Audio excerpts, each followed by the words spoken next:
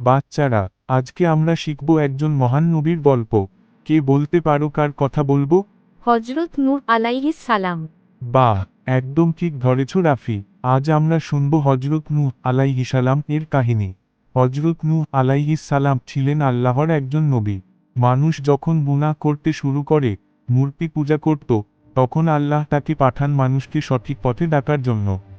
তারা কি কথা শুনেছিল স্যার?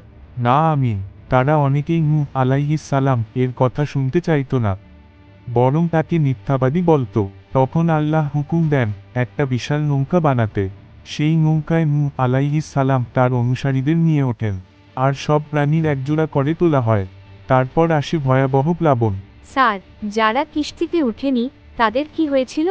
দুঃখজনকভাবে তারা ডুবে যায়, এমনকি নূহ আলাইহিস সালাম এর নিজের এক ছেলে পর্যন্ত, কারণ সে আল্লাহর ওপর বিশ্বাস রাখেনি।